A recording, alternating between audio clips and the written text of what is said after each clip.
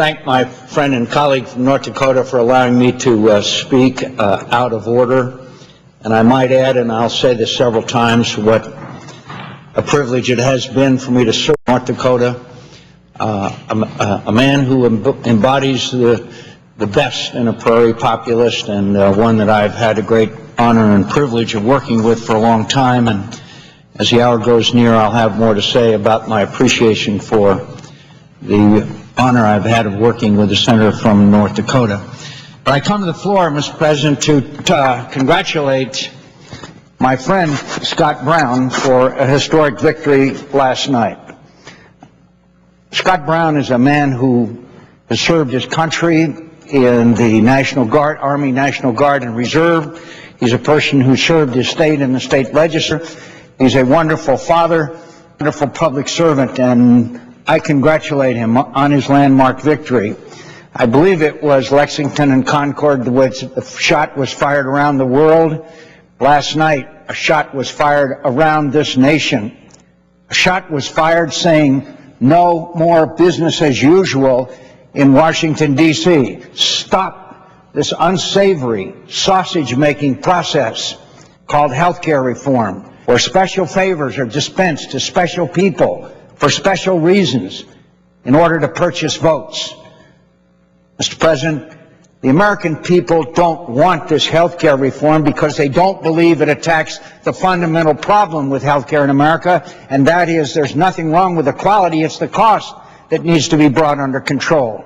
But they're also as angry, I know from the town hall meetings in my own state, that they're even as angered by the process, by the Louisiana purchase, $300 million for Louisiana, the Florida Medicare Advantage grandfather clause by the senator from Florida, $5 billion, the Cornhusker kickback, Vermont, Massachusetts, Hawaii, Michigan, Connecticut, twice in Connecticut, North Dakota, Wyoming. List goes on of special deals that were carved for special reasons. And the latest, of course, is the incredible action concerning unions being exempt from taxes that non-union members will now have to pay in greater numbers. How do you justify favoring one group of Americans, this is union members, for any reason other than you owe them political favors and they have political influence? And so the negotiating went from the back rooms here to the back rooms in the White House. The same president that said that C-SPAN and a completely transparent process would prevail here so the American people would know who's on the side of the pharmaceutical companies, who probably got the best sweetheart deal of anybody in this whole process. So, Mr. President, I believe that the majority of the American people had said, according to polling data, 48% of Massachusetts voters said that health care was the single issue driving their vote.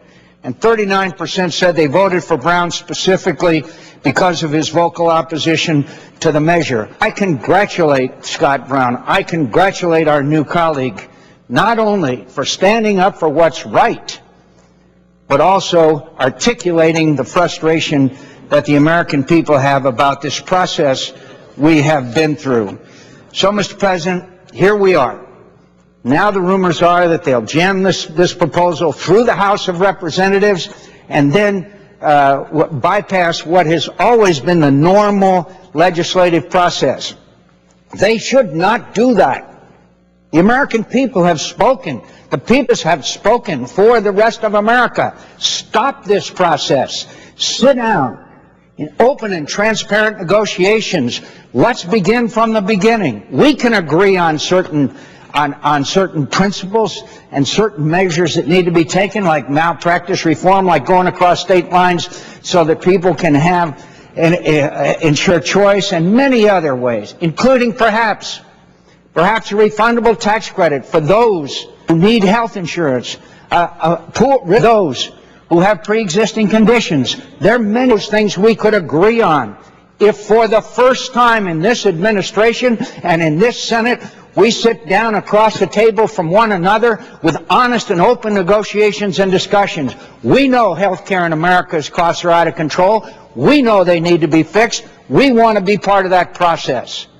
So I urge the President of the United States, I urge my colleagues, now 59 of them, to say, stop.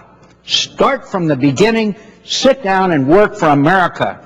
Do what's been done in the past, time after time after time, where we sit down and negotiate in good faith efforts. So far, that has not happened, despite the promises that the President made during his campaign.